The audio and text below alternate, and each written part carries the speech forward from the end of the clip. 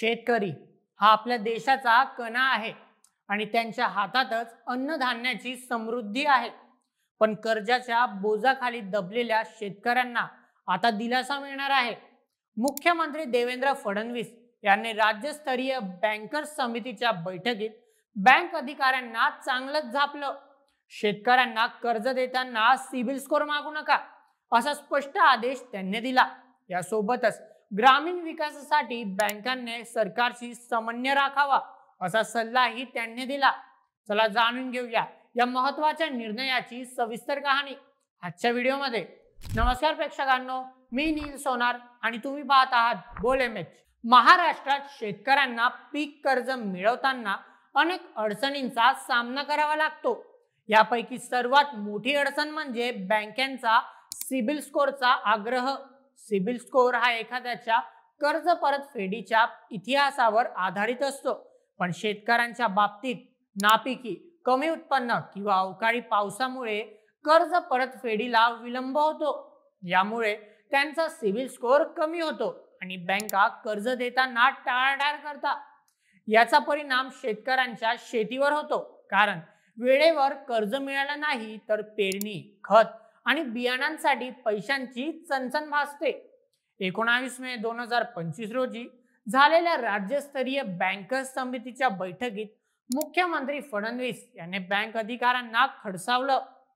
ते म्हणाले, शेतकऱ्यांना कर्ज देताना सिबिल मागणं बंद करा. मी याआधीही सांगितलं आहे, पण तरीही काही बँका सिबिल मागतात. आता असं करणाऱ्या बँक शाखांवर कठोर कारवाई होईल. त्यांनी ICICI, HDFC आणि एक्सिस सारख्या खासगी बँकांना विशेष टार्गेट केलं आणि शेतकऱ्यांना तातडीने कर्ज उपलब्ध करून देण्याचे आदेश दिले. मित्रांनो, शेतकरी आपल्या देशाचा अन्नभंडार भरतात. त्यांच्या कष्टामुळेच आपल्या थाळीत अन्न येतं. शेती हा फक्त व्यवसाय नाही, तर ती एक जीवन पद्धती आहे जी पिढ्यानपिढ्या चालत आली आहे. शेतकऱ्यांमुळे आपल्याला गहू, तांदूळ, डाळी, फळ आणि भाज्या मिळतात. त्यांच्याशिवाय शहर, बाजारपेठ आणि आपलं पोट भरणं अशक्य आहे. शेतकरी नसते तर आपली अर्थव्यवस्था कोलमडली असती, कारण शेती हा आपल्या देशाचा पाया आहे. पण आज शेतकऱ्यांना अनेक संकटाचा सामना करावा लागतो. अवकाळी पाऊस, नापिकी, कमी भाव आणि कर्जाचा बोजा. अशा वेळी सरकार आणि बँकांनी त्यांना आधार देणं गरजेचं आहे. मुख्यमंत्र्यांचा हा निर्णय शेतकऱ्यांना आर्थिकदृष्ट्या सक्षम करण्यासाठी आणि त्यांचं मनोबल वाढवण्यासाठी एक महत्त्वाचं पाऊल आहे. मुख्यमंत्र्यांनी बँकांना केवळ कर्जपुरतच नव्हे तर ग्रामीण विकासासाठी सरकारशी समन्वय राखण्याचा सल्ला दिला. ते म्हणाले, शेतकऱ्यांना कर्ज मिळायला हवं, पण त्याचबरोबरच ग्रामीण भागात बँकांनी शेतकरी उत्पादक संस्था म्हणजेच FPO, छोटे उद्योग आणि स्वयंसहायता गटांना पाठबळ द्यावं. यामुळे शेतकऱ्यांचं उत्पन्न वाढेल आणि गावाचा आर्थिक विकास होईल.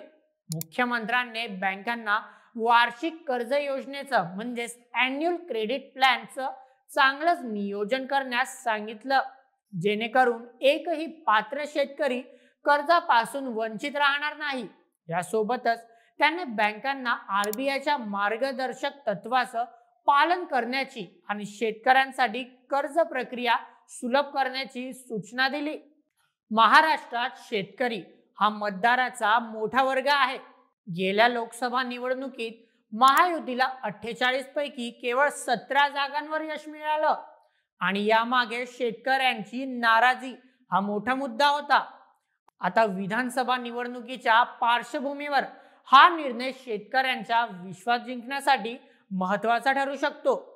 शेतकऱ्यांचा विजय, मुख्यमंत्री फडणवीस यांनी बँकांना दिलेला हा दणका शेतकऱ्यांसाठी मोठा दिलासा आहे.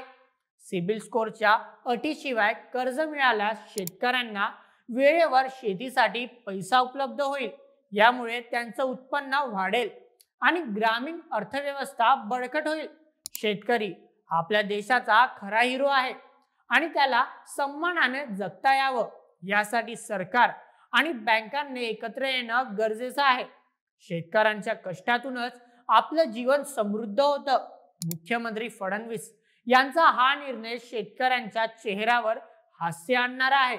पण आता बँकांनी या आदेशाचं काटेकोर पालन करणं महत्वाचं आहे. तुम्हाला हा निर्णय कसा वाटला? शेतकऱ्यांसाठी आणखी काय करता येईल? आम्हाला कमेंट्समध्ये तुमचे मत नक्की कळवा.